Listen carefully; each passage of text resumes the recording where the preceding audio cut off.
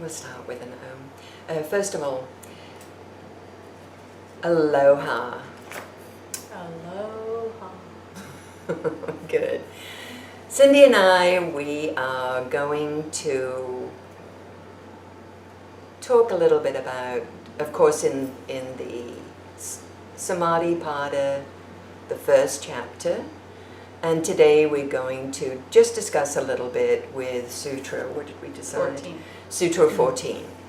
So we'll start with an Om, and then we'll chant Sutra 14 together.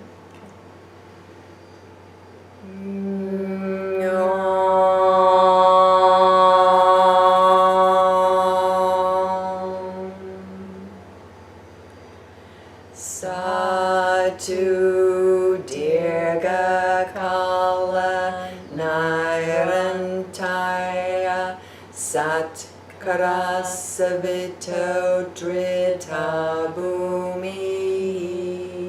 And again. Satu dirga kala nairantaya satkara savito drita bhumi. So, Satu dirga kala nairantaya satkara savito drita bhumi. Before this, Patanjali has talked about what it takes for us to come into our own true nature. How do we still the mind? And he has already in Sutra 10 told us what to do, abhyasa, which is practice, and vairagya is that detachment, letting go. And so this is follow-up that he's explaining that it doesn't happen overnight, or maybe we practice a couple of times. And this is what Cindy and I are going to talk about in this particular one, Satu Dirga Kala. Do you have the breakdown of that, Cindy? Sa, that. Mm-hmm. Tu means definitely.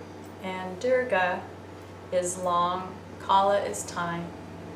Nairantarya is without interruption. Satkara Sivito, fully attended to with reverence. And I think reverence is a very key word in this sutra. Durdha, firm or unshakable, and bhumihi, grounded or ground. So that becomes firm only when done for a long period of time with no interruption and with reverence. And that refers back to your practice of yasa. Right. And I've got Bhavani's book here actually, and she's made an important point here, is that once we make an effort, that's something to remember. We make an effort that in the beginning is really hard, that we obtain that discipline, but once we get that discipline and we bring it into our everyday, then it becomes much easier. Otherwise, it's actually harder, as she says, with this backsliding, that we feel that we can never achieve something because we're always just kind of stepping back again. So it's just that continual process of keep on keeping on. I think too that we have to cultivate trust in ourselves that we can do this, and having that endurance or that reverence to keep with it, keep on that path, requires just the cultivation, giving it the time, the energy, not having 3 months off and a month on, that there's just a little bit daily if possible, if not often as possible. Yeah. In order to have the fruit that comes with it, the fruition. When you say, oh, I did that. Right. And it's done with that effort and that steadiness. And that's the one before that, actually, is cultivating that steadiness. But, and realizing, too, that we want something now, you know, in this generation or here right now, we want something to happen immediately. And this is a spiritual practice.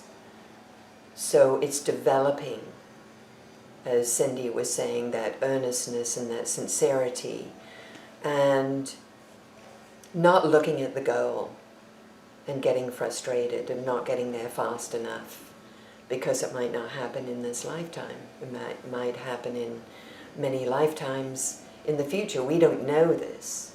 It's by our we're assured success, which is a wonderful thing.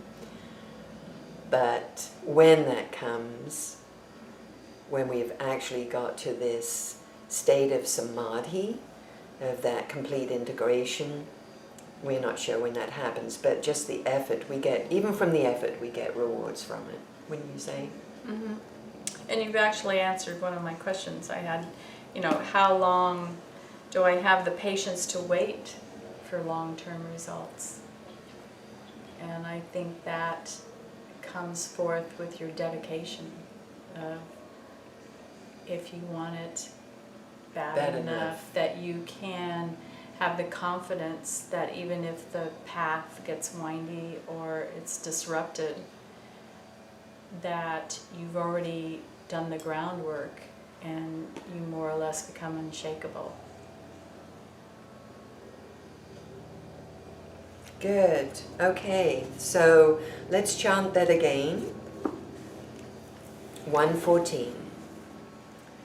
Satu dirga kala nairantaya satkara savito drita bhumi. We'll do Om with 3 shantis.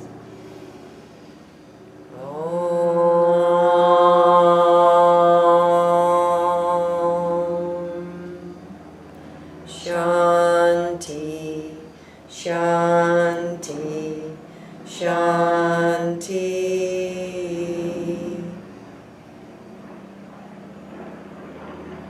Until next time.